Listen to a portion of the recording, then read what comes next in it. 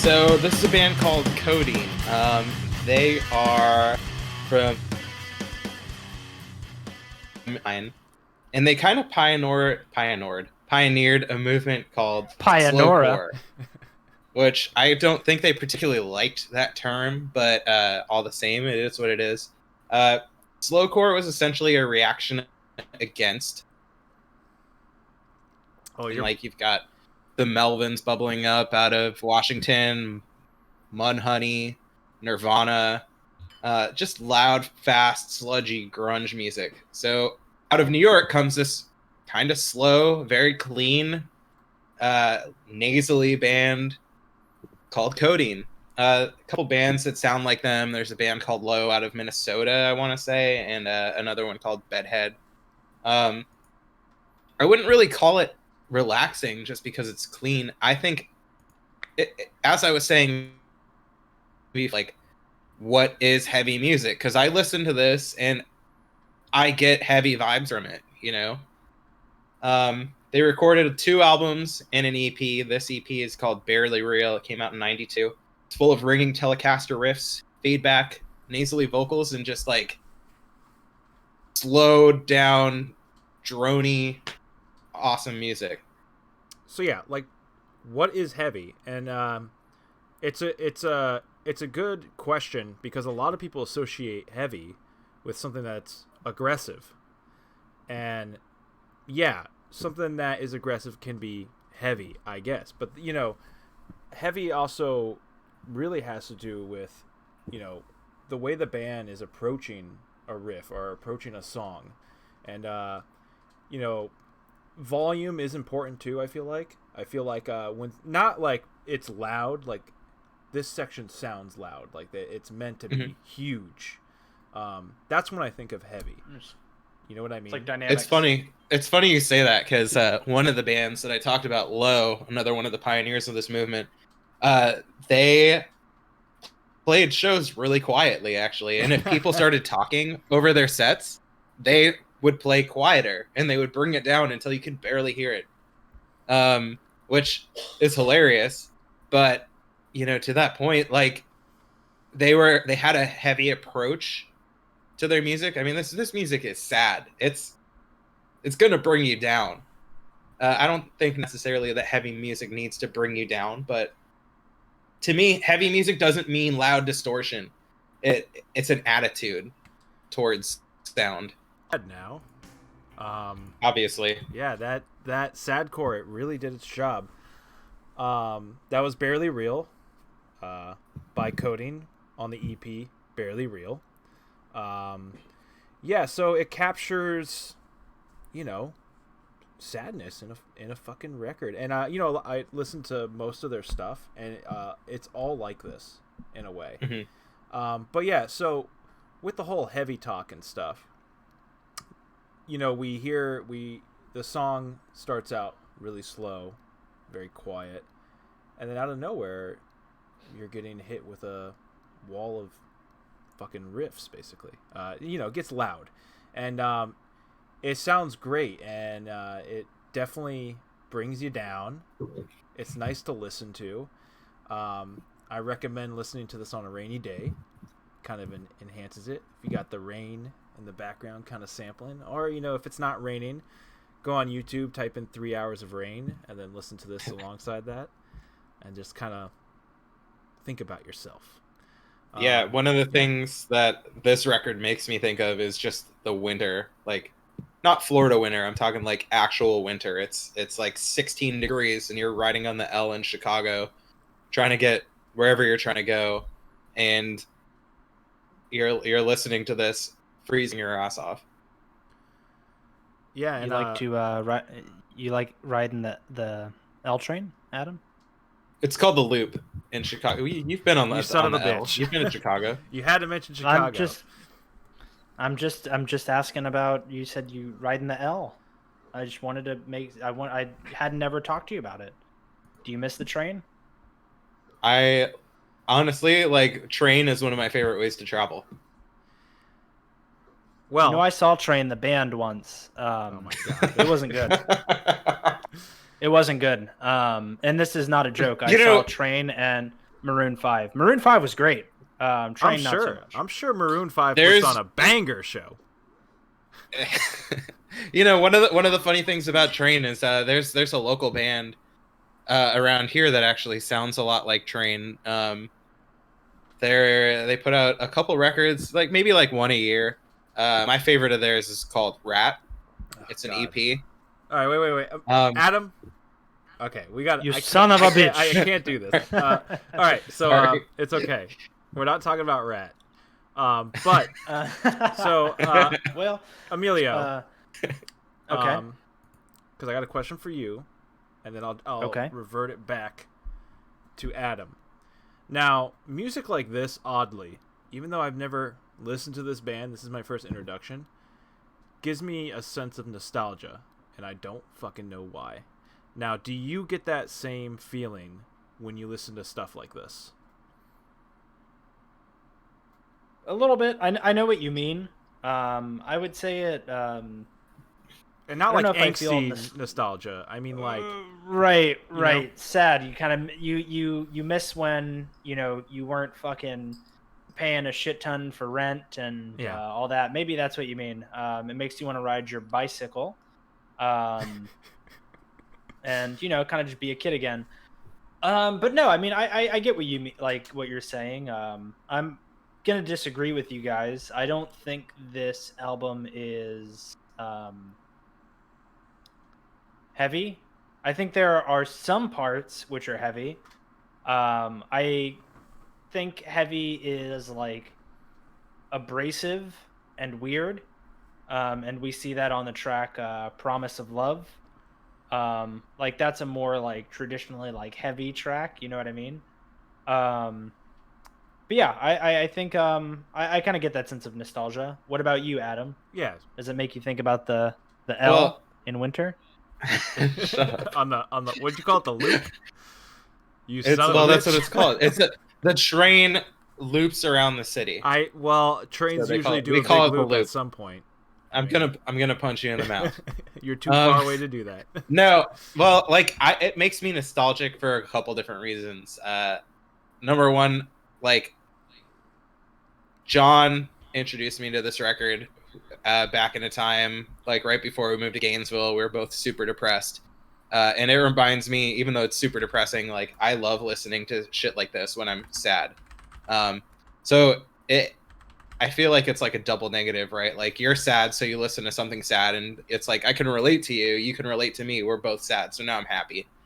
Yeah. It makes me nostalgic for like my early 20s, but it also like because of the era that it came out in, and it's like very much of its time, and it's recorded that way, and it obviously wasn't like a radio record, and I didn't know it from MTV back in the day, but yeah, I can relate to that for sure. It's like if I was watching Pete and Pete, but Pete and Pete was ready to kill itself. So, all right. Sorry. You boiping? You good? You boiping? How do you guys feel about this quote? Buy me about the record. So, Jay Nasser was quoted a couple of hours ago. Shit is sad. Best played during a rainy day while you think about the ones that got away. How do you guys Yeah, feel I mean, about I that think quote? that's spot on. Yeah. So, I've on not that been, note, I've always wanted to fishing. do a project like this. Maybe like no Oh. vocals, but just like loud, clean, open, droning, repetitive riffs. Down-tuned, slow as hell, but pretty. well, if you need a drummer, first of all, I don't use a metronome. I know. Yeah.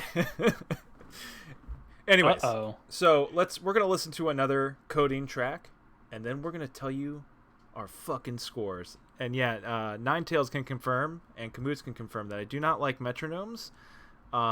I drum to the beat of my own drummer. All right, here we go. You march to the beat of your own drummer. No. I'm changing the quote. All right. Yeah, that was Promise of Love. Which, if you wanted to hear that heavy section that we were talking about, where it's it kind of surprises you there on that track.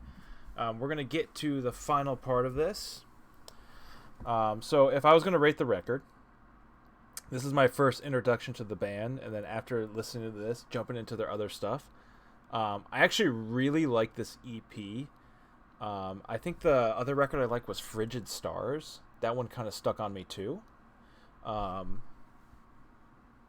Whoops. Let me see something here.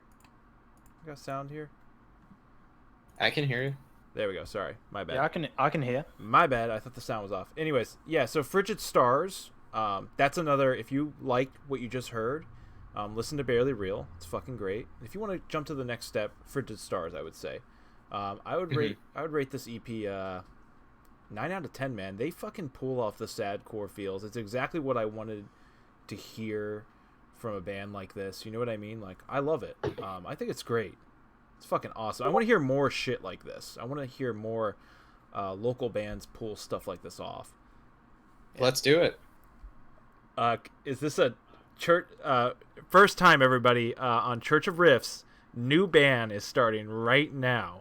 I can confirm. Literally, I mean, right now, I got my guitar. Let's just do it. I got my... No. Yeah, your chest. That's enough. That's the only drums you need. That's all I need, baby. Emilio, why don't you I'll go watch. ahead? Yeah, Emilio, can you get out of here? Yeah, that's fine. That's fine. Yeah, I mean, this album delivers. I have my problems with. I don't care for the track debut, to be honest. Like, it's cool. It's it's an instrumental. It's piano. One of the little like bunka gunk gunk, like, part of debut sounds a little bit like Charlie Brown Christmas. Well, which is fine. It's funny you mentioned that. Oh God! Keep going. What's funny about Charlie Brown? No, just keep going. By the way, okay, W, just so you know, was done by somebody else. W's it's a feature. It's a feature. I really like W. But I get it. It's just kind of there. You know what I mean? It's a little bit weird, right? Right. There's nothing wrong with it. It's just not for me. Like, I don't. Maybe it's just this particular album. Like, on other instances, I like shit like this. This particular album, like, I don't know. It just W is kind of like I would skip this. It's funny you mentioned Charlie Brown Christmas, because that's like one of my favorite records that I own.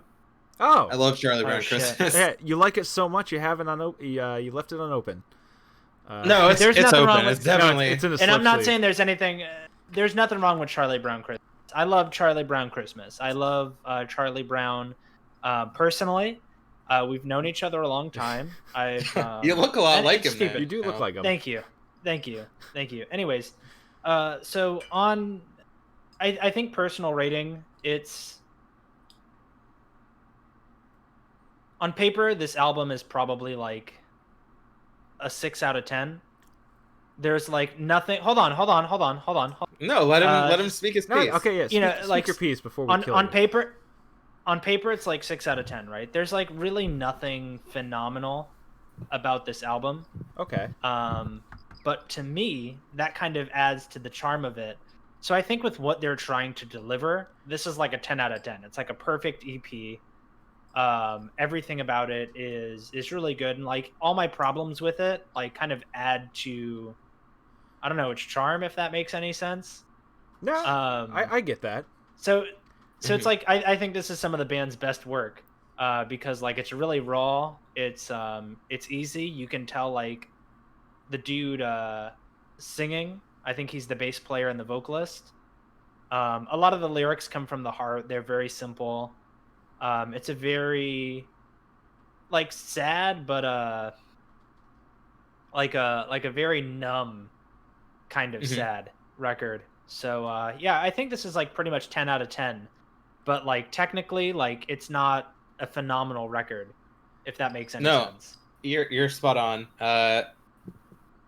I think it's great because it's an EP. Like, it can be tough to jump into a whole album of this. It accomplishes it shows them off really well in a shorter amount of time. If you like it, enough, you can dive into their records, Frigid Stars, like you guys said, or the White Birch, and maybe you like it enough that you go in and check out Low or Bedhead or some of those other slowcore bands.